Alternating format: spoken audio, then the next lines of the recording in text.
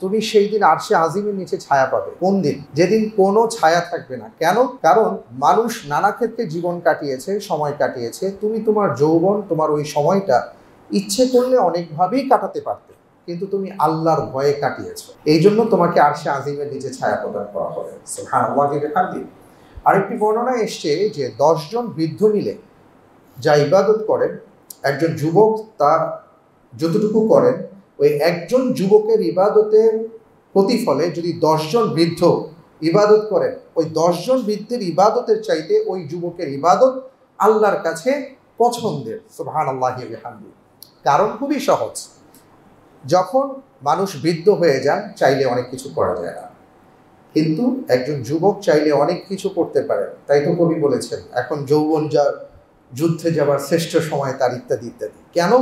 কারণ এই যুবকের হাতে এখন অনেক ক্ষমতা আছে, অনেক কিছুই আছে, রক্ত গরম, অনেক কিছুই সে করতে পারে। কিন্তু সে যদি নিজেকে নিবৃত রাখতে পারে, নিজেকে আল্লাহর ভয়ে ওভাবে সাজাতে পারে, তাহলে সেই যুবক দিয়ে অনেক কিছু করা যায়।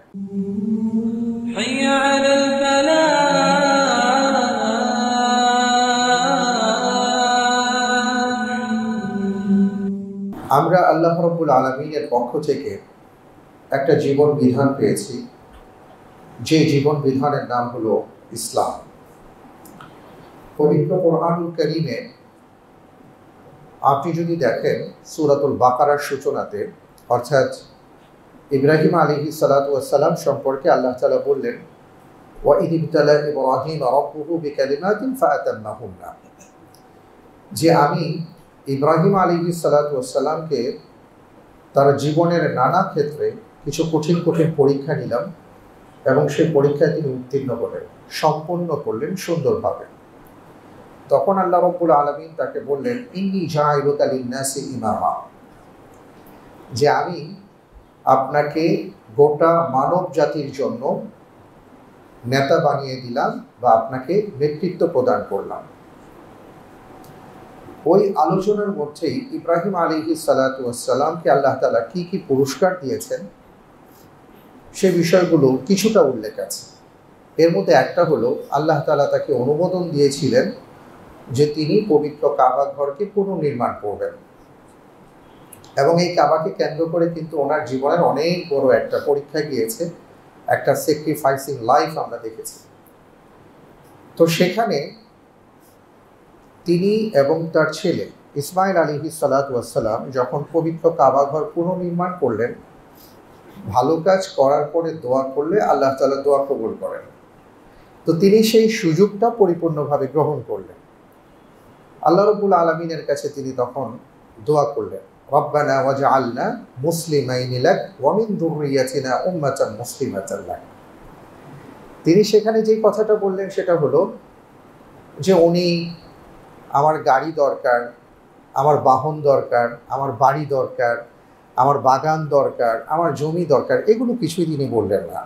তিনি তার দোয়া শব্দগুলো চয়ন করলেন এইভাবে যে রব্বুল আলামিন ওয়াজআলনা মুসলিমাইনি লাক, আমি এবং আমার ছেলে দুজন মিলে আমরা কাজ করেছি। আমরা শুরুতেই যেটা আপনার কাছে চাই সেটা হলো আমাদের দুজনকে আপনি আত্মসমর্পণকারী হিসাবে কবুল করুন। আল্লাহু আকবার। আমরা যে মুসলমান বলি বা মুসলিম বলি, মুসলিম মানে কি? মুসলিম মানে হলো যে আল্লাহর বান্দা তার জীবনের সব কিছুর ক্ষেত্রে আল্লাহ রাব্বুল আলামিনের বিধানের কাছে, আল্লাহ তাআলার আদেশের কাছে, নিষেধের কাছে পরিপূর্ণভাবে যিনি সোপর্দ করে দেন, তিনি আসলে মুসলিম। কেন? এর কারণ হলো আল্লাহ তাআলা ওই বান্দার জন্য জীবন চলার পথে যা যা পাথেয় দরকার, তার আদ্যপান্ত বিন্দু বিসর্গ সব কিছুই আল্লাহ তাআলা তাকে দিয়ে দিয়েছেন। তো ইব্রাহিম আলাইহিস সালাম বললেন যে রব্বুল আলামিন, আমি কারো কাছে যেতে চাই না, আমি কারো ধার ধারতে চাই না, আমি কারো কাছ থেকে কোনো সহযোগিতা চাই না, আমার জীবন চলার পথে আমার কারো কোনো কিছু লাগবে না, শুধু আমরা চাই পরিপূর্ণভাবে আপনার কাছে আমরা আত্মসমর্পণ করতে চাই, আপনি আমাদের পথ বাতলে দেন। আল্লাহ তাআলা সেই আলোকেই পবিত্র কোরআনুল কারীমের মধ্যে বললেন, ইন্নাদ-দীনা ইনদাল্লাহিল ইসলাম, যে আমার কাছে কেউ যদি পরিপূর্ণভাবে আত্মসমর্পণ করে, এই আত্মসমর্পণটাই হলো ইসলাম, এটাই আমি তোমাদের জন্য তোমাদের জীবন বিধান হিসাবে আমি কবুল করে নিয়েছি বা গ্রহণ করে নিয়েছি। সুবহানাল্লাহ।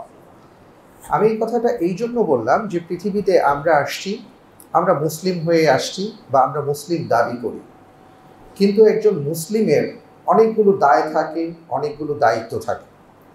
বর্তমান প্রেক্ষাপটে আমরা নিজেরা মুসলিম দাবি করলেও একজন মুসলিমের যে সকল দায়িত্ব কর্তব্য আছে, যে সকল দায় আছে, সেই দায়গুলো সম্পর্কে যেভাবে আমরা সচেতন নই, দায়িত্ব সম্পর্কেও আমরা সচেতন নই।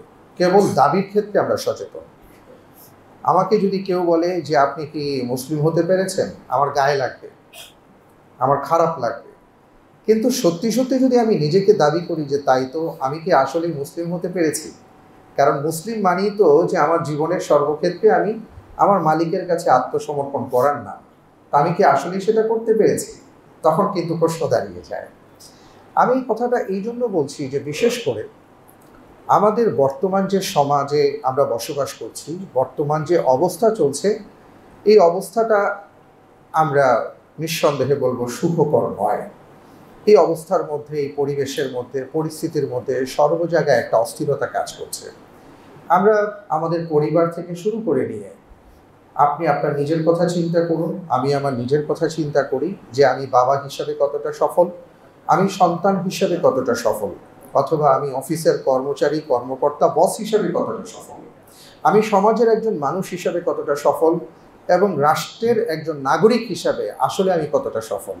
এই সবগুলো প্রশ্ন যদি আপনি দাঁড় করিয়ে সামনে আসেন, আপনি দেখবেন যে আপনি সব জায়গায় বলবেন যে আসলে আমি সফল হতে পারি নাই। কেন হতে পারি নাই? ইসলাম আমাকে একটা দিক নির্দেশনা দিয়েছে জীবন চলার পথে, সেই নির্দেশনাগুলো আমরা আসলে মানতে পারছি না। যে কারণেই জায়গায় জায়গায় ঘাত প্রতিঘাত, বিপদ আপদ, বালা মুসিবত এবং ব্যর্থতায় আমরা আমাদের জীবনটাকে একেবারে আষ্টেপৃষ্টে জড়িয়ে ফেলেছি। তো এই কারণে আমি আজকে ইনশাআল্লাহ তাআলা চেষ্টা করব যে আমরা যারা নিজেরা নিজেদেরকে মুসলমান দাবি করি, আমাদের আসলে কিভাবে চলা উচিত। বিশেষ করে আমি এই কথাগুলো বলবো আমাদের তরুণ সমাজের জন্য, আমাদের যুবকদের জন্য। রাসূল সাল্লাল্লাহু আলাইহি ওয়াসাল্লাম যুবকদেরকে ভালোবাসতেন। কেন? খুবই স্বাভাবিক কথা যে আমরা জানি একজন যুবক যদি ভালো হতে পারেন তাহলে সেই সমাজটা ভালো হয়। একজন যুবক যদি আল্লাহভীরু হতে পারেন তাহলে এই যুবকের মাধ্যমে অনেক ধরনের কল্যাণকর কাজ করা যায়। ইসলামের একেবারে প্রারম্ভিক সময়ে রাসূল সাল্লাল্লাহু আলাইহি ওয়াসাল্লামকে যারা সহযোগিতা করেছেন, আশেপাশে যারাই ছিলেন, দেখা যায় প্রায় সবাই বয়সে যুবক ছিলেন। শুধু তাই নয়, ইসলামের ইতিহাসে যত বীরত্বগাথা ইতিহাস বা বিজয়ের ইতিহাস আপনি দেখবেন, নেপথ্যে দেখবেন সাহাবায়ে কেরাম আজমাইনদের বেশিরভাগ তারা যুবক ছিলেন। এবং রাসূল সাল্লাল্লাহু আলাইহি ওয়াসাল্লাম যুবকদের ব্যাপারে অনেকগুলো বর্ণনা করেছেন। যেমন তার ক্ষেত্রে বলা হয়েছে যে দেখো, তুমি সেই দিন আরশে আজিমের নিচে ছায়া পাবে। কোন দিন? যেদিন কোনো ছায়া থাকবে না। কেন? কারণ মানুষ নানা ক্ষেত্রে জীবন কাটিয়েছে, সময় কাটিয়েছে। তুমি তোমার যৌবন, তোমার ওই সময়টা ইচ্ছে করলে অনেকভাবেই কাটাতে পারতে, কিন্তু তুমি আল্লাহর ভয়ে কাটিয়েছ। এই জন্য তোমাকে আরশে আজিমের নিচে ছায়া প্রদান করা হবে। সুবহানাল্লাহি ওয়া বিহামদিহি। আরেকটি বর্ণনা এসছে যে 10 জন বৃদ্ধ মিলে যা ইবাদত করেন, একজন যুবক তার যতটুকু করেন, ওই একজন যুবকের ইবাদতের প্রতিফলে যদি 10 জন বৃদ্ধ ইবাদত করেন, ওই 10 জন বৃদ্ধের ইবাদতের চাইতে ওই যুবকের ইবাদত আল্লাহর কাছে পছন্দের। সুবহানাল্লাহি ওয়া বিহামদিহি। কারণ খুবই সহজ। যখন মানুষ বৃদ্ধ হয়ে যান, চাইলে অনেক কিছু করা যায় না, কিন্তু একজন যুবক চাইলে অনেক কিছু করতে পারেন। তাই তো কবি বলেছেন, এখন যৌবন যার, যুদ্ধে যাবার শ্রেষ্ঠ সময় তার, ইত্যাদি ইত্যাদি। কেন? কারণ এই যুবকের হাতে এখন অনেক ক্ষমতা আছে, অনেক কিছুই আছে, রক্ত গরম, অনেক কিছুই সে করতে পারে। কিন্তু সে যদি নিজেকে নিবৃত রাখতে পারে, নিজেকে আল্লাহর ভয়ে ওভাবে সাজাতে পারে, তাহলে সেই যুবক দিয়ে অনেক কিছু করা যায়। আজকে আমাদের এই তরুণ সমাজকে নিয়ে যদি আমাদের রাষ্ট্র চিন্তা করতে পারে, কল্যাণকর চিন্তা করতে পারে, আর আমরা যারা তরুণ আছি, যাদেরকে আমি দেখতে পাই, বা সমাজের মধ্যে যারা যুবক আছেন, তরুণ আছেন, তারা যদি তাদের লাইফস্টাইলটা একটু চেঞ্জ করতে পারেন, তাহলে আমরা এমনিও জানি যে বাংলাদেশের এখন গোল্ডেন টাইম চলছে, অর্থাৎ তারুণ্যের সংখ্যা বেশি। এখন বাংলাদেশে যে পরিমাণ যুবক আছে, আগামী 10-15 বছর যদি ঠিক মতন কাজ করা যায় তাহলে আমরা অন্যরকম বাংলাদেশ দেখতে পাবো। কিন্তু এটাকে কাজে লাগাতে হবে, আর কাজে লাগাতে গেলে যেটা করতে হবে, আগে যুবকদেরকে ঠিক হতে হবে। কারণ আমরা বর্তমান সময়ে মনে করেন গত এক সপ্তাহের নিউজগুলো যদি আপনি দেখেন তাহলে আমাদের সব জায়গায় হতাশা হতাশা হতাশা, ওদিকে আর যেতে চাই না, আর ভাল লাগে না এই কথা বলতে। হত্যা, খুন, রাহাজানি, ধর্ষণ, এগুলো নিয়ে আর ভালো লাগছে না। এই জন্য আমভাবে বলতে চাই যে আসলে ঝামেলাটা কোথায়? ঝামেলাটা হলো আমরা আসলে নিজেদেরকে প্রস্তুত করতে পারছি না। আমরা কিভাবে চলা দরকার, কোন পথে আমি চললে একটু সফল হতে পারবো, এটা আমরা আসলে উপলব্ধি করতে পারছি না।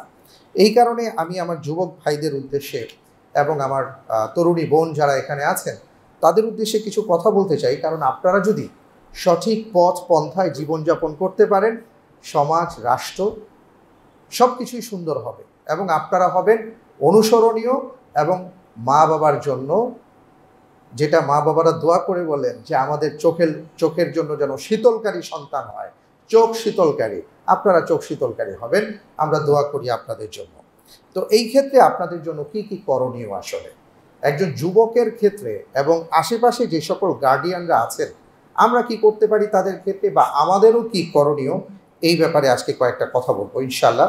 আমি আল্লাহ রাব্বুল আলামিনের কাছে দোয়া করি এই কথাগুলো যেন আমাদের সকলের জন্য উপকারী হয়, আমরা সবাই যেন তার উপর আমল করতে পারি। আল্লাহুম্মা আমিন। যে একজন মানুষ যদি পরিপূর্ণ দ্বীন মেনে চলেন আর কি, মুসলিম হবার জন্য তার কি কি করণীয় বা ইসলাম তাকে কি বলে, এক নম্বরে যেটা বলতে চাই সেটা হলো ফা'লাম আন্নাহু লা ইলাহা ইল্লাল্লাহ। আমরা এমন একটা জীবন বিধান পেয়েছি, পৃথিবীতে অনেক ধর্মের কথা আছে, হ্যাঁ, কিন্তু সব ধর্ম যদি আপনি তত্ত্ব তালাশ করেন কোনো ধর্মে পাবেন না যেখানে জ্ঞান অন্বেষণটাকে প্রধান শর্ত আরোপ করেছে। আমি আপনি নিজেকে যে ইমানদার দাবি করি বা কেউ যদি ইমান আনতে চান, দেখেন ইমান আনতে চান, তার মুসলমান দেখে ভালো লাগছে, নামাজ ভালো লাগে, হজ ভালো লাগে, এমন অনেকেই আমরা দেখতে পাই, অনেকেই বলেন। তা এখন কেউ যদি বলে যে আমি মুসলমান হতে চাই, ইসলাম তাকে বলে, কোরআন তাকে বলে ফা'লাম আন্নাহু লা ইলাহা ইল্লাল্লাহ। মুখস্থ বিদ্যা এখানে চলবে না, ওই দেখে দেখে শিখলে চলবে না, শুনে শুনে তুমি পছন্দ করলে চলবে না। কি করতে হবে? তোমার নিজের জ্ঞান অর্জন করতে হবে।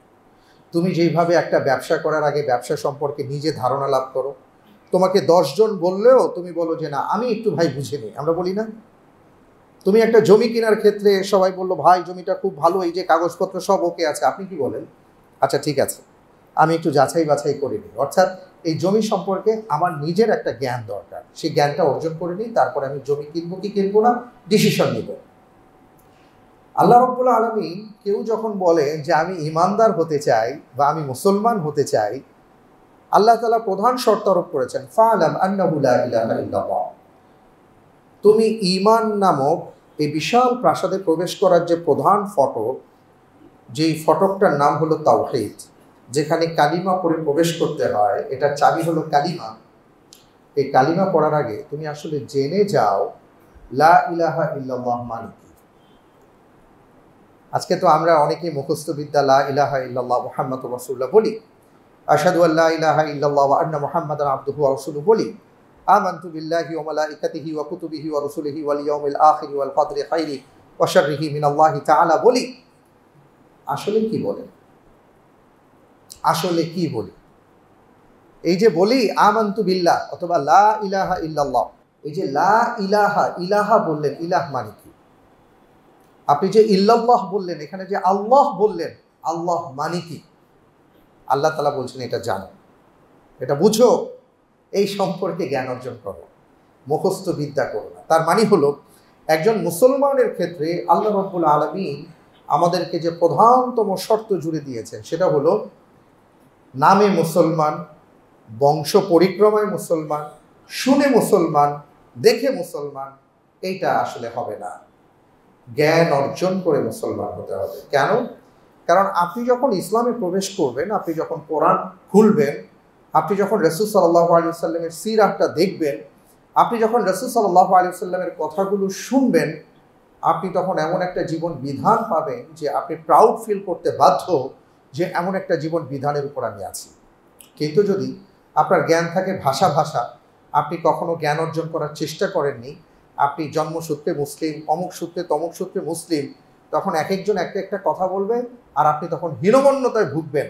আর আপনি শুধু ওই যে বিভিন্ন সেতু আছে, যে সেতুর মধ্যে কোনো খুঁটি থাকে না, নড়বড়ে, ভয়ে ভয়ে থাকতে হয়, যে কোনো মুহূর্তে পড়ে যাওয়ার সম্ভাবনা থাকে, আপনার ইমানটা এমন নড়বড়ে অবস্থায় থাকবে যে আপনি যে কোনো সময় পড়ে যেতে পারেন।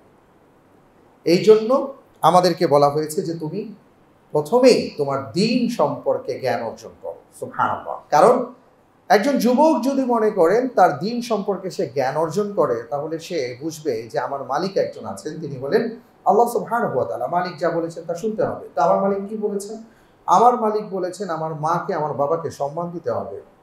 আমার মালিকের পক্ষ থেকে যিনি দূত হিসেবে প্রেরিত হয়েছেন, রাসূল সাল্লাল্লাহু আলাইহি ওয়াসাল্লাম, তিনি বলেছেন যে শোনো সন্তান, তোমার পা, তোমার জান্নাতের যে দরজাটা, ওই দরজাটা হলো তোমার মা আর বাবার পায়ের নিচে আছে, সুতরাং তাদেরকে সম্মান দাও। অর্থাৎ আপনি সর্বক্ষেত্রেই, আপনি বাবা হয়েছেন, আপনি জিজ্ঞেস করলেন যে আচ্ছা আমার কি দায়িত্ব, দেখবেন যে কোরআন আপনাকে বলেছে যে তুমি তোমার সন্তানকে কিভাবে লালন পালন করবে। রাসূল সাল্লাল্লাহু আলাইহি ওয়াসাল্লাম বুঝিয়ে দিয়েছেন যে তোমার সন্তান লালন পালনের ক্ষেত্রে কি কি করতে হবে। অর্থাৎ আপনি যদি জ্ঞান অর্জন করেন তাহলে প্রতিটা পদক্ষেপে আপনি দিক নির্দেশনা পাবেন, অর্থাৎ আপনার কোথাও যেতে হবে না। আর যদি সেটা না হয় তাহলে আপনি হোঁচট খাবেন আর আপনি বুঝবেন না যে আপনি কোথায় আছেন। এই জন্য 1 নম্বর হলো জ্ঞান অর্জন করা দ্বীন সম্পর্কে, ইসলাম সম্পর্কে। আল্লাহ তাআলা আমাদেরকে তৌফিক দান করুন, আমিন। এই জন্য আমি আমার যুবক ভাইদেরকে বিশেষ করে বলতে চাই যে যারা আলহামদুলিল্লাহ, অনেককে আমি দেখি এখানে, অনেক ভাইয়েরা আমার তরুণেরা নামাজ পড়েন, আমি এটা নিয়ে আলহামদুলিল্লাহ আমার খুব ভালো লাগে। আপনারা এখানে তো এখন অনেক কিছু শিখছেন আল্লাহর মেহেরবাড়িতে। এখানে কোরআন শিখার আসর আমরা করি, আমরা এখানে এখন ফার্জে আইন কোর্স করছি, প্রচুর মানুষজন এখানে হচ্ছেন। সামনে আমরা আরও অনেক কিছু আপনাদের জন্য করব। সামনে সিরাত কম্পিটিশন আসতেছে, রবিউল আউয়াল উপলক্ষে আমরা এবার ইনশাআল্লাহ তাআলা আমাদের একটা প্ল্যান আছে যে আমরা বড় আকারে সারা বাংলাদেশ ব্যাপী একটা আয়োজন করতে চাই সিরাত নিয়ে, অর্থাৎ রাসূল সাল্লাল্লাহু আলাইহি সাল্লামকে জানা বোঝা। এটা নিয়ে আমরা কাজ করে আসছি, কিন্তু এবার আরও ব্যাপকভাবে করার একটা পরিকল্পনা আছে। এটা কিন্তু আপনাদেরকে নিয়ে আমাদের প্রোগ্রাম। কেন? কারণ আপনারা যদি দ্বীন বুঝতে পারেন, আপনারা যদি আল্লাহ তাআলাকে চিনতে পারেন, আপনারা যদি আপনার নবীকে জানতে পারেন, তাহলে দেখবেন যে আপনার জীবনটা কত সুন্দর হয়। এবং সেই সাথে আপনি নামাজ পড়ছেন, কেন নামাজ পড়ছেন আপনি নিজেই জানেন না। এই নামাজ আপনার কোনো কাজে আসবে না। গত সপ্তাহে বলেছিলাম যে আপনি আদর্শ মানুষ হতে গেলে বা সফল হতে গেলে সূরা মুমিনুনের 7টা বিষয় বলেছিলাম, মনে আছে আপনাদের? তো সেই 7টা বিষয়ের শুরুতে আল্লাহ তাআলা নামাজের কথা বলেছেন, শেষেও নামাজের কথা বলেছেন। কেন বলেছেন? কারণ আল্লাহ তাআলা যেই নামাজ আপনার আমার কাছ থেকে চাচ্ছেন, সেই নামাজটাকে আমরা দিতে পারছি কিনা। নামাজ কেবল মসজিদে এসে 4 রাকাত নামাজ পড়ে চলে গেছেন, আপনার দুনিয়া দেখছে আপনার দায়িত্ব শেষ, কিন্তু আল্লাহ রব্বুল আলামিনের কাছে আপনার দায়িত্ব শেষ হয় নাই। কারণ এই নামাজের মাধ্যমে আল্লাহ আপনাকে যা প্রশিক্ষণ দিয়েছেন, এবার আসল মুসল্লি হতে হবে আপনাকে মসজিদের বাইরে গিয়ে। এগুলোই হলো জ্ঞান অর্জন, এটা বুঝতে হবে আমাদেরকে। তো এই জন্য ইসলাম আমাদেরকে জানিয়েছে যে প্রথম হলো জ্ঞান অর্জন করতে হবে। দ্বিতীয় যে ব্যাপারটা সেটা হলো যে ইসলাম আপনাকে কতটা মর্যাদাবান আর সম্মানিত করেছে। যতক্ষণ আপনি জ্ঞান অর্জন করে, দ্বীন সম্পর্কে জ্ঞান অর্জন করে সেই জ্ঞান অনুপাতে জীবন পরিচালনা করবেন, দ্বীনের উপর থাকবেন। কারণ আদ-দ্বীন আন-নাসিহা, রাসূল সাল্লাল্লাহু আলাইহি ওয়াসাল্লাম বলেছেন দ্বীন হলো এমন জিনিস যে সবসময় অন্যের কল্যাণ কামনা করে। আপনি দ্বীন বুঝে যদি আপনার জীবনকে পরিচালনা করেন, তাহলে আপনি এমন একজন মানুষে পরিণত হবেন, লা দররা ওয়ালা দিরার, না আপনি কারো ক্ষতির কারণ হবে, না মানুষ কেউ আপনাকে ক্ষতিকর মনে করবে। অর্থাৎ আপনি একজন নিরাপদ এবং নিরাপত্তার প্রতীক হবেন। তো যখন আপনি এই জায়গায় চলে যাবেন, আল্লাহ তাআলা বলছেন কুনতুম খায়রা উম্মাহ, তখনই তুমি শ্রেষ্ঠ জাতির অন্তর্ভুক্ত হতে পারবে। সুবহানাল্লাহ। আজকে আমাদের অবাক হতে হয়, আমরা মুসলমান দাবি করি, কিন্তু আমরা সারাক্ষণ প্রতিটা মুহূর্তে মিথ্যার সাথে জড়িয়ে থাকি। মিথ্যে কথা না বললে ভালোই লাগে না। আপনি বিভিন্ন অফিস আদালতে যান, ঘুষ আপনাকে দিতেই হবে। এবং যারা আপনার কাছ থেকে ঘুষ নিচ্ছেন, দেখবেন সুন্দর দাড়ি আছে, জুব্বা পরা, নামাজ পড়েছেন, কিন্তু বলেন যে ভাই খরচ দিবেন না। হ্যাঁ, এটা কোন ধরনের মুসলমান আমরা? অর্থাৎ আমাদের জীবনের নানা জায়গায় এইভাবে আমরা জড়িয়ে ফেলেছি। অর্থাৎ যেখানে কথা ছিল একজন মুসলমান কখনো ঘুষ খেতে পারেন না, একজন মুসলমান কখনো মিথ্যা বলতে পারে না। হযরতে ওমর রাদিয়াল্লাহু তাআলা আনহুর সাথে যখন ইরানের সেই বিখ্যাত কাফের, তিনি যখন তাকে গ্রেপ্তার করে ফেললেন হরমুজ, তখন সে তো খুব আর কি বলবো এটাকে, যে তার চিন্তা চেতনাটা খুব সবসময় নেগেটিভ ছিল এবং খুব চালাক চতুর টাইপের ছিল। তো সে তাকে ঠিক যেই মুহূর্তে তাকে হত্যা করা হবে, শাস্তি প্রদান করা হবে, সে বলল যে আমি পানি খেতে চাই, আমি একটু পানি পান করতে চাই। তো তাকে পানি পান করানো হলো, করানোর জন্য তাকে পাত্র দেওয়া হলো। সে পানি না খেয়ে, পান না করে ওটা মাটির মধ্যে ফেলে দিয়েছে।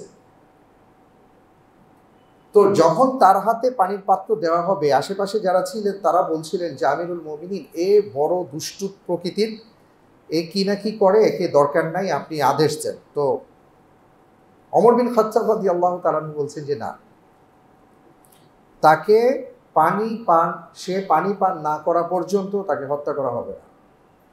তার এটা অধিকার, তাকে পানি পান করতে দাও, এই নাও, এই পানি পান না করা পর্যন্ত তোমাকে হত্যা করা হবে না। সে ওই পানিটা ফেলে দিয়ে বললো যে আপনি বলছেন এই পানি পান না করা পর্যন্ত হত্যা করা হবে না, এখন তো এই পানি আমি পান করতে পারবো না। আপনি বুঝতে পারছেন পরিস্থিতিটা কি? আশেপাশে যারা ছিলেন তারা বললেন আমিরুল মুমিনিন, আপনি আদেশ দেন। ওর এত বড় সাহস। ওমর বিন খাত্তাব রাদিয়াল্লাহু তাআলা আনহু তখন একটা উক্তি করেছিলেন, আল মুসলিমু লা ইয়াকযিবু আবাদান। একজন মুসলমান কখনো মিথ্যে বলতে পারে না, প্রতিশ্রুতি ভঙ্গ করতে পারে না। আমি আমার জবান দিয়ে যেটা বলেছি সেটাই হবে, তাকে ছেড়ে দাও। সে এই দৃশ্য দেখে মুসলমান হয়েছিল। সম্মানিত ভাইয়েরা আমার, মূল ব্যাপারটা হলো যে আজকে সেই আদর্শ আমাদের কোথায়? আজকে বিশ্বের অন্যান্য জায়গায় এরা মিথ্যে কি জিনিস বুঝে না, আর আমরা মিথ্যে ছাড়া চলতে পারি না, অন্যায় ছাড়া চলতে পারি না, দুর্নীতি ছাড়া চলতে পারি না, আমরা মানুষের অধিকার নষ্ট করা ছাড়া চলতে পারি না, অথচ আমরা মুসলমান দাবি করছি। আর আপনি কোরআন পড়েন, সুন্নাহ পড়েন, দেখবেন যে এগুলোর অস্তিত্ব তো নাই, বরং এগুলো যারা করবে তাদের জন্য জাহান্নামের কোন কোন আযাব অপেক্ষা করছে এগুলো পর্যন্ত বলা আছে। তো সম্মানিত ভাইয়েরা আমার, আমরা যদি পরিপূর্ণভাবে দিন অর্জন করে এগিয়ে যেতে পারি তাহলে এই বিষয়গুলো থেকে আমরা বেঁচে থাকতে পারব, তখনই আমরা শ্রেষ্ঠ জাতিতে পরিণত হতে পারব। এরপরে আরেকটা গুরুত্বপূর্ণ বিষয় আমি বলবো, সেটা হলো যে আমাদের সবচেয়ে বড় সমস্যাটা কোথায়? সমস্যাটা হলো যে আমরা সততার জীবনযাপন নিজেরা যেমন করতে পারি না, আর অন্যকে বলার প্রশ্নই আসে না। কিন্তু আমাদেরকে বলা হয়েছে ওয়াতাওয়াসাউ বিল হক ওয়াতাওয়াসাউ বিস সবর, যেটা সত্য, যেটা সৎ, তার উপর থাকো, অবিচল থাকো। এবং পাশাপাশি ওয়াতাওয়াসাউ বিস সবর, তোমার জীবন সৎ আর সততার সাথে পরিচালিত করার ক্ষেত্রে তোমার জীবনে অনেক ধরনের পরীক্ষা আসবে, সেই পরীক্ষা তোমার ধৈর্যের সাথে অতিক্রম করতে হবে। আপনি ভালো মানুষ হবেন অথচ আপনার জীবনে পরীক্ষা আসবে না, এটা কিভাবে হবে? আপনি প্রমোশন চান অথচ আপনার ওই প্রমোশনের জায়গাতে আপনার কর্মের ক্ষেত্রে পরীক্ষা হবে না, এটা কি করে হবে? পৃথিবীতে যত নবী রসুলগণ এসছেন, প্রত্যেক নবী রসুলগণ পরীক্ষা দিয়েছেন। রাসূল সাল্লাল্লাহু আলাইহি ওয়াসাল্লাম এই প্রসঙ্গে বলেছেন, আশাদুল বালাই আলাল আম্বিয়া সুম্মাল আমসাল সুম্মাল আমসাল। পৃথিবীতে আল্লাহ রাব্বুল আলামিনের পক্ষ থেকে সবচেয়ে বেশি পরীক্ষার সম্মুখীন হয়েছেন নবী রাসূলগণ, এরপরে যারা তাদের অনুসরণ করেছেন, এরপরে যারা তাদের অনুসরণ করেছেন। তার মানে আল্লাহ রাব্বুল আলামিনের কাছে প্রিয় হতে চাইলে আমাদের পরীক্ষায় পড়তে হবে। তো আল্লাহ তাআলা আমাদেরকে জানিয়ে দিয়েছেন, তুমি যদি সত্যিকার অর্থে ভালো মুসলিম হতে চাও, ভালো মানুষ হতে চাও, তাহলে কিন্তু সততার জীবনযাপন করতে হবে। পাশাপাশি পরীক্ষায় পড়লে ধৈর্যের সাথে অতিক্রম করতে হবে। আজকে এই ধৈর্য জিনিসটা আমাদের নাই। আমরা নানা ক্ষেত্রে ধৈর্যটাকে হারিয়ে ফেলেছি। আমরা সততার উপরে নাই, তাহলে কেমন মুসলমান? আরেকটি বিষয় বলবো, সেটা হলো যে রাসূল সাল্লাল্লাহু আলাইহি ওয়াসাল্লামের হাদিস এবং কোরআনুল কারীমের পুরো বিষয়গুলো যদি আমরা দেখি, তাহলে দুটো বিষয় আমাদেরকে দিক নির্দেশনা দেওয়া হয়েছে। সেটা হলো যে আমরা আমাদের পরিবারকে ভালোবাসতে হবে। কোরআনুল কারীমের মধ্যে আল্লাহ তাআলা বলেছেন, ওয়া আনদির আশিরাতাকাল আকরাবিন। রাসূল সাল্লাল্লাহু আলাইহি ওয়াসাল্লামের উপর যখন ওহী অবতীর্ণ হয়, ওহী অবতীর্ণ হওয়ার পরেই আল্লাহ তাআলা রাসূল সাল্লাল্লাহু আলাইহি ওয়াসাল্লামকে বলেন নাই, তুমি এখন তায়েফে চলে যাও, তুমি এখন মদিনায় চলে যাও, তুমি অমুক জায়গায় চলে যাও, এটা বলেন নাই। প্রথমেই ইকরা বিসমি রাব্বিকাল্লাযী খালাক এই আয়াত নাজিল হওয়ার কিছুদিনের মধ্যেই আসছে ওয়া আনদির আশিরাতাকাল আকরাবিন। আপনার নিকটস্থ পরিবারের একান্ত যারা আছে, এবার তাদেরকে আপনি সতর্ক করুন। তার মানে কি? আপনার সবচেয়ে আপনজন হলো আপনার পরিবার। এই পরিবারকে ভালোবাসতে হবে, তাদেরকে জাহান্নামের আগুন থেকে মুক্ত রাখতে হবে। তো এখানে টোটাল বিষয়টা যদি আপনি দেখেন যে পরিবারকে ভালোবাসা, পরিবারের প্রতি একটা দরদ থাকা। এখন সেই দরদটা আমাদের অনেক সময় থাকে বটে, কিন্তু সেই দরদটা পজিটিভ সাইডে থাকে না। যেমন আমরা ধানমন্ডির একটা ঘটনা দেখেছিলাম যে একজন ড্রাইভারের সাথে কোনো একজন ভদ্রলোকের কথা কাটাকাটি হচ্ছে। তো দেখলাম সে ভদ্রলোকের ছেলে আরও 2 ধাপ এগিয়ে এসে সেই ড্রাইভারকে ঘুষি টুসি মেরে একাকার অবস্থা, এবং বাবা হিসেবে তিনি প্রাউড ফিল করছেন। ছেলেকে তিনি প্রতিহত করেননি, আটকাননি, বরং ছেলেকে আরও উদ্বুদ্ধ করেছেন। আর ছেলে মনে করেছে যে আমি বিশাল কাজ করছি। এই দরদ না।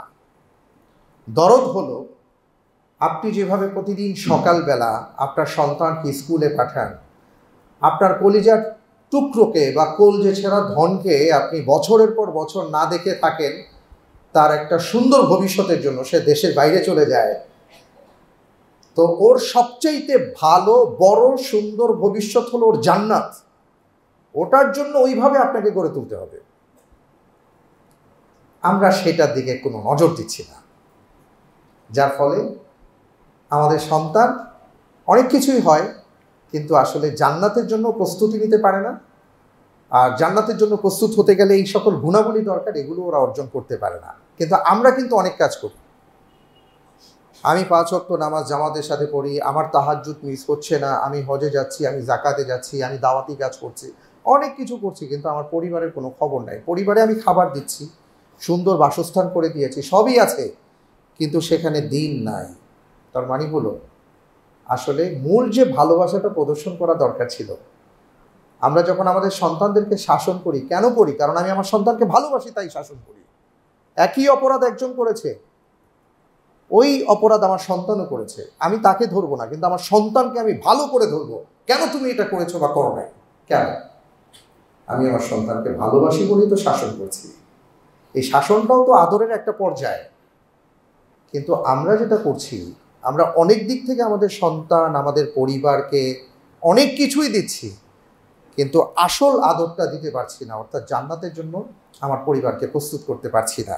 ইসলাম আমাদেরকে বলেছে পরিবারকে ভালোবাসতে হবে, জান্নাতের জন্য প্রস্তুত করতে হবে। আর এটা করতে যদি আমরা যাই, তাহলে দেখবেন যে আপনার পরিবার সুন্দর হবে, আপনার সন্তান ভালো হবে, আমরা একটা সুন্দর পরিবেশ পাব। আপনি খেয়াল করেছেন যে আপনি অনেক সময় কিন্তু অনেক পৃথিবী বিখ্যাত কোনো জায়গা বা ভালো কোনো জায়গা দেখার জন্য আপনি আপনার সন্তানকে নিয়ে যান, আপনার স্ত্রীকে নিয়ে যান। আমাদের ফ্যামিলিতে বা আমাদের এই সোসাইটিতে এমন অনেকেই আছেন যারা ভালো কোনো সিনেমাও একসাথে দেখতে যান বা একসাথে বসে দেখেন।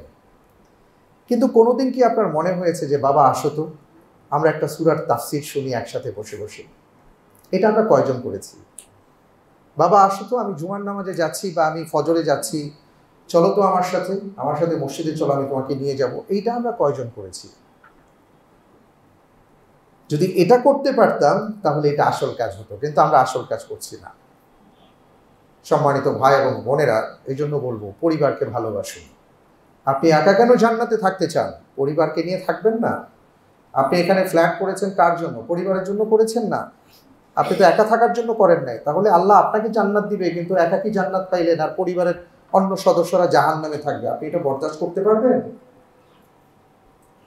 এই জন্য ইসলাম আমাদেরকে বলেছে একাকী চিন্তা করো না, ইয়া আইয়ুহান নাসু কু আনফুসাকুম ওয়া আহলিকুম নারা, তুমি নিজে বাঁচো, তোমার পরিবারকে জাহান্নামের আগুন থেকে বাঁচাও। তো ইসলামের এই শিক্ষাটা হলো যে পরিবার নিয়ে চিন্তা করতে হবে। আর পরিবারের যে গণ্ডি, এটা ধীরে ধীরে বড় হয়। যেমন আপনার প্রথম পরিবার আপনার মা বাবা, এরপরে আপনার সন্তান, এরপরে আস্তে আস্তে বাড়ছে। আপনার যে কর্মক্ষেত্র, এটাও আপনার একটা পরিবার। আপনি যেখানে আছেন সেটা একটা পরিবার। আপনার কাজ যদি আরও বাড়ে তাহলে আপনার পরিধি আরও বাড়বে। ধীরে ধীরে আপনার চিন্তাটা বাড়াতে হবে। অর্থাৎ সব সময় এটা নিয়ে আপনার ভাবতে হবে যে আমি একা জান্নাতে থাকতে চাই না, সবাইকে নিয়ে থাকতে চাই। আল্লাহ তাআলা আমাদেরকে বুঝ দান করুন, আমিন। এরপরে যেটা বলবো সেটা হলো যে আমরা আরেকটা বিষয়ে খুবই উদাসীন। রাসূল সাল্লাল্লাহু আলাইহি ওয়াসাল্লাম বলেছেন, নিয়ামাতানি মাগবুবুন ফীহিমা কাসীরুম মিনান নাস আস-সিহহাতু ওয়াল ফারাগ। আমরা আল্লাহ তাআলার এত নিয়ামতের মধ্যে বসবাস করি, অসংখ্য নিয়ামত আমরা ভোগ করি, যে নিয়ামতের কোনো শেষ নাই। আল্লাহ রাব্বুল আলামিন বলেছেন যে আমি এত নিয়ামত তোমাদেরকে দিয়েছি, ওয়া ইন তাউদ্দু নিয়ামাতাল্লাহি লা তুহসুহা, গণনা করে শেষ করতে পারবে না। তো এর মধ্যে রাসূল সাল্লাল্লাহু আলাইহি ওয়াসাল্লাম বলেছেন এমন দুটি নিয়ামত তোমাদেরকে দেওয়া হয়েছে, এত গুরুত্বপূর্ণ নিয়ামত, কিন্তু সেই দুটি নিয়ামতকে তোমরা সবচেয়ে বেশি অবজ্ঞা করে থাকো। সেটা কি? একটা হলো সুস্থতার নিয়ামত, আর আরেকটা হলো অবসর সময়ের নিয়ামত। আমরা যখন অসুস্থ হই তখন বুঝি সুস্থতা কাকে বলে। সুস্থ থাকতে কোনোদিন রুকু করি নাই, সিজদা করি নাই। অসুস্থ হওয়ার পরে এখন চিৎকার করে কাঁদতে ইচ্ছে হয়, আহা হা হা, কি দিন চলে গেছে, এখন চাইলেও তো কোমরটাকে বাঁকা করতে পারছি না। সুস্থ থাকতে আল্লাহর দিন পালন করি নাই, অনেক কাজ অনেক কিছু করতে পারতাম কিন্তু সেটা করিনি।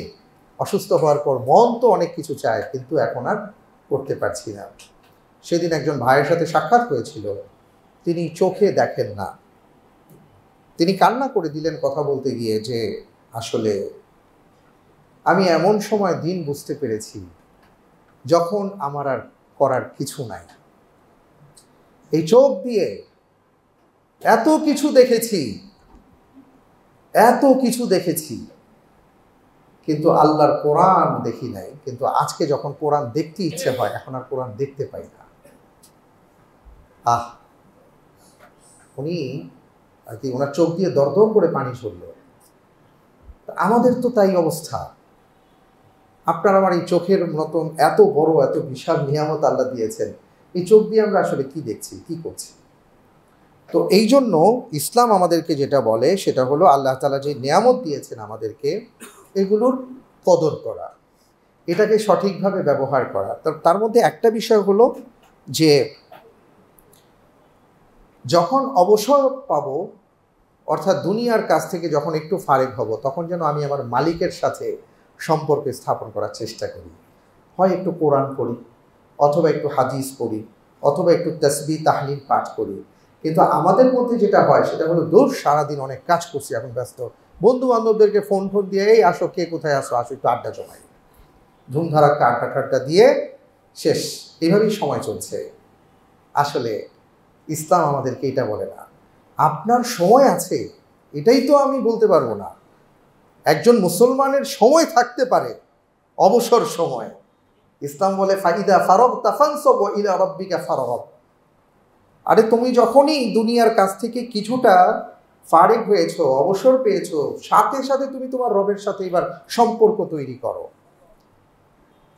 আমরা সম্পর্ক করি অনেক অন্য জায়গায়। কাজ করেছি, এখন খুব ওই যে বলি না, খুব বোর ফিল করতেছি, এখন কোথায় গিয়ে বন্ধু বান্ধবদের সাথে 2-4টা সিগারেট ফু দিব, তারপরে তো হাবিজাবি আরও কত কিছু, কত কাহিনী, সেদিকে নাই গেলাম। এইটাই হলো আমাদের এখন আর কি বলে এটাকে, চিল করা। হ্যাঁ, এখন আমরা চিল করি। আহা, আল্লাহ সুবহানাহু ওয়া তাআলা বলছেন, বান্দা আমি তোমাকে হাত দিলাম, পা দিলাম, চোখ দিলাম, ভাষা দিলাম, সুস্থ শরীর দিলাম, তুমি একবারও আমার কাছে এলে না, তুমি একবারও আমার কাছে কৃতজ্ঞতা আদায় করলে না, তুমি আমার সাথে একবারও কথা বললে না। তোমার এত ঝামেলা, সেই ঝামেলা পোহাবার জন্য তুমি একটু সেজদায় আসলে না। সম্মানিত ভাইয়েরা আমার, সুন্দর জীবনের জন্য রবের সাথে সম্পর্ক তৈরি করতে হবে। আমার রবের সাথে যদি আমার সম্পর্ক সুন্দর থাকে, তাহলে আপনি যত বিপদে থাকেন আপনার কাছে এটা কিছুই মনে হবে না। সুবহানাল্লাহ। আল্লাহ তাআলা আমাদেরকে বোঝার তৌফিক দান করুন, আমিন। এরপরে গুরুত্বপূর্ণ যে ব্যাপারটা বলবো, আমার আরও কিছু টপিক আছে, হয়তো আগামী সপ্তাহে বলার চেষ্টা করব, আজকে যেটা দিয়ে শেষ করব সেটা হলো যে দেখেন, আমরা আমাদের জীবনকে সফল করবার জন্য আমরা অনেকের ফলোয়ার আছি, অনেককে আমরা ফলো করি, অনেকের লাইফস্টাইলটা দেখি, অনেকের বড় বড় লেকচার শুনবার জন্য আমরা অনেক ডলার খরচ করি, টাকা খরচ করি, হ্যাঁ, তাদের মোটিভেশনাল যে স্পিচগুলো আছে সেটা শোনার চেষ্টা করি। অনেকের লাইফস্টাইল খুব ভালো লাগে, এটা ফলো করে আমরা ওইভাবে চলি। আমি এর আগে বলেছিলাম, একজন ভাইকে দেখেছিলাম যে হাতে 2টা ঘড়ি ইউজ করেন। আমি বললাম, ভাই কেন দুই হাতে 2 ঘড়ি কেন? বলছেন যে ম্যারাডোনা এইভাবে ঘড়ি পরে। কিভাবে ফলো করছেন? ওকে, ওনার এটা ব্যাপার। কিন্তু আমরা যে পৃথিবীতে আসছি, আমরা আল্লাহর বান্দা, আল্লাহর প্রিয় হতে চাই। আল্লাহর প্রিয় হতে চাইলে যাকে ফলো করতে হবে এবং যার জীবনের কোনো জায়গায় আপনি ব্যর্থতা পাবেন না। আমরা পৃথিবীতে উনি ছাড়া, মুহাম্মদুর রাসূল সাল্লাল্লাহু আলাইহি ওয়াসাল্লাম এবং নবী আম্বিয়া কিরাম আলাইহিমুস সালাতু ওয়াস সালাম ছাড়া আপনি যাকেই ফলো করতে যাবেন, দেখবেন যে ওনার 5 বছরটাকে আপনি ফলো করতে পারেন, বাকি আগে পিছে যা আছে ফলো করার কিছু নাই। আপনি কারো হয়তো শৈশব নিতে পারেন, কৈশোর নিতে পারবেন না, কৈশোর নিতে পারবেন, যৌবন নিতে পারবেন না, যৌবনকাল নেবেন তো বার্ধক্য নিতে পারবেন না। এমন অবস্থা আর কি, ধার করে করে করে করে চলতে হয়। কিন্তু পৃথিবীতে আল্লাহ তাআলা একজন মানুষকে পাঠিয়েছেন এবং তার ব্যাপারে আল্লাহ রাব্বুল আলামিন নিজে সার্টিফিকেট প্রদান করেছেন। লাকাদ কানা লাকুম ফি রাসূলিল্লাহি উসওয়াতুন হাসানা লিমান কানা ইয়ারজুল্লাহ ওয়াল ইয়াউমাল আখির। যে তোমাদের জন্য এমন একজন মানুষ, মুহাম্মদুর রাসূল সাল্লাল্লাহু আলাইহি ওয়াসাল্লাম। আরেক জায়গায় ইব্রাহিম আলাইহিস সালাম সম্পর্কে আল্লাহ তাআলা বলেছেন যে তাদের জীবনের মধ্যে তোমাদের জন্য রয়েছে উত্তম আদর্শ, যে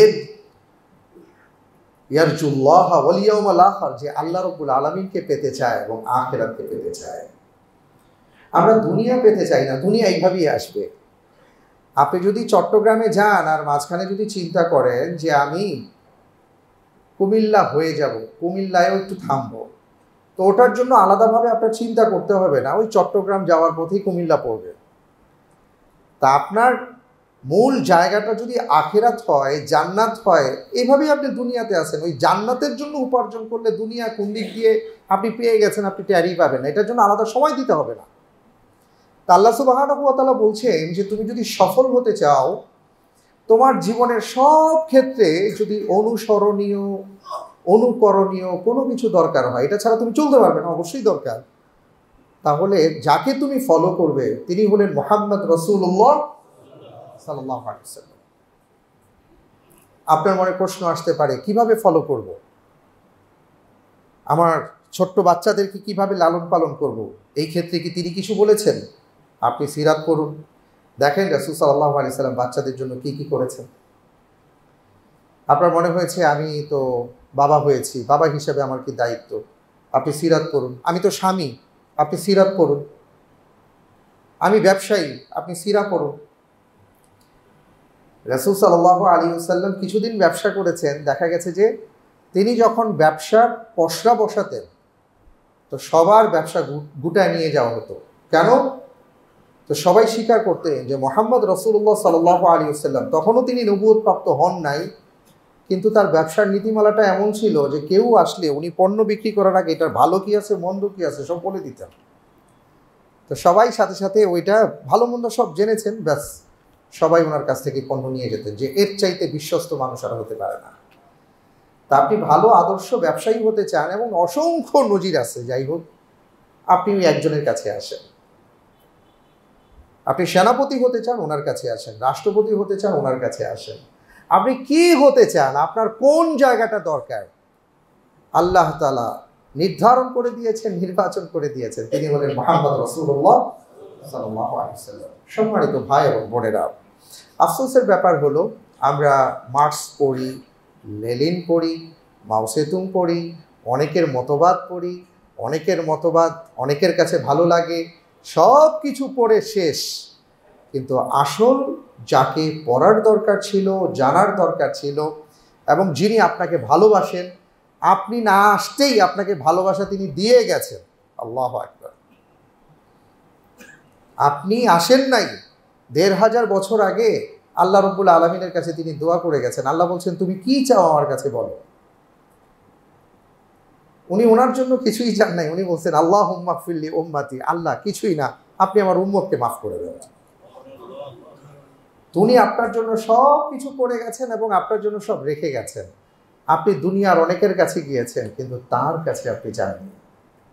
অথচ আল্লাহ তাআলা বলছেন, তুমি যদি আদর্শ মানুষ হতে চাও, আদর্শ মুসলিম হতে চাও, তাহলে তার কাছে তোমাকে আসতে হবে। আতিউল্লাহ ওয়া আতিউর রাসূল। আজ এই পর্যন্ত সম্মানিত ভাইয়েরা আমার, যে কথা বললাম, প্রথমত আমি বলেছি যে আমাদের দিন সম্পর্কে জ্ঞান অর্জন করতে হবে, কারণ এটা ছাড়া এর কোনো বিকল্প নেই। এবং দ্বিতীয়ত বলেছি যে শুধু জ্ঞান অর্জন করলেই চলবে না, আপনি যা জানবেন তা মানার চেষ্টা করতে হবে। তাহলে কি হবে, আল্লাহর পক্ষ থেকে আপনার জন্য পুরস্কার ঘোষণা করা হয়েছে, আপনাকে শ্রেষ্ঠত্ব দান করা হয়েছে। এবং এরপরে আমি যেটা বলেছি সেটা হলো সততার জীবনযাপন করতে হবে। পাশাপাশি এই ক্ষেত্রে আপনি পরীক্ষার সম্মুখীন হবেন, সেই পরীক্ষায় আপনাকে উত্তীর্ণ হতে হবে, তবেই আল্লাহর পক্ষ থেকে আপনি পুরস্কৃত হবেন। তারপরে বলেছি পরিবারকে ভালোবাসতে হবে। আপনি একা জান্নাতে গেলে হবে না, পরিবার সহ জান্নাতে যেতে হবে। এই কারণে সেইভাবে পরিবারকে আমরা গঠন করব, সন্তানদেরকে লালন পালন করব। তারপরে বলেছি যখনই অবসর পাবো আল্লাহ রাব্বুল আলামিনের সাথে, আমাদের মালিকের সাথে আমরা সম্পর্ক স্থাপন করব ইনশাআল্লাহ তাআলা। আর এরপরে বলেছিলাম জীবনের সর্বক্ষেত্রে আপনি যেই কোনো জায়গায় পদক্ষেপ নেবেন তার আগে দয়া করে জেনে নেবেন যে আমার রাসূল সাল্লাল্লাহু আলাইহি ওয়াসাল্লাম কী করেছেন বা কী বলেছেন, তাকে ফলো করার চেষ্টা করব। আল্লাহ তাআলা যে কথাগুলো বললাম আমি সহ আমাদের সবাইকে আমল করার তৌফিক দান করুন। আসসালামু আলাইকুম ওয়া রাহমাতুল্লাহি ওয়া বারাকাতুহু।